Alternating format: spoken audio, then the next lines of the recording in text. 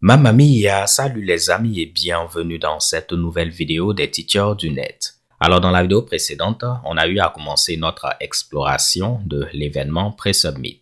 Donc on avait rajouté un écouteur d'événement et on modifiait le pays soumis pour dire que c'était le Canada. Donc même si j'avais sélectionné la Côte d'Ivoire, on voit que après on voyait le Canada, vu qu'on modifiait les données soumises avant de les setter au niveau du formulaire.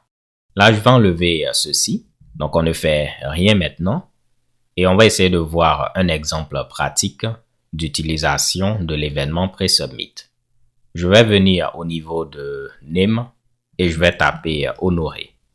Disons Honoré Unwanu. Si je valide, on aura des erreurs, mais on n'a plus d'erreurs pour Honoré Unwanu. Laissons des espaces. Donc, je vais laisser plein d'espaces ici et plein d'espaces également à droite. Donc, vous avez vu, j'ai laissé, là j'ai mis un point, je vais l'enlever, mais je viens de laisser des espaces à gauche et à droite. Si je soumets le formulaire, qu'est-ce qu'on voit? On voit que tous les espaces ont été retirés. Pourquoi les espaces ont été retirés? C'est parce que au niveau de Symfony, on a un listener qui a pour nom Trim Listener. On peut voir qu'il écoute l'événement Pre-Submit. Et qu'est-ce qu'il fait? Il récupère la donnée qui a été soumise. Si la donnée soumise n'est pas une chaîne de caractères, on ne fera rien.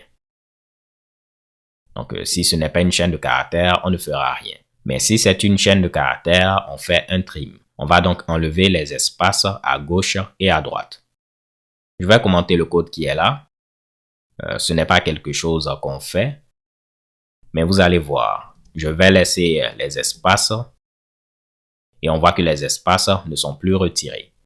C'était donc bel et bien ceci qui permettait de retirer les espaces. Comment j'ai eu à trouver ceci? Ça a été expliqué au niveau de la documentation. On nous dit qu'on a notre ami Trim Listener qui est utilisé afin de souscrire à l'événement Pre-Submit. Et on l'utilise afin de faire quoi?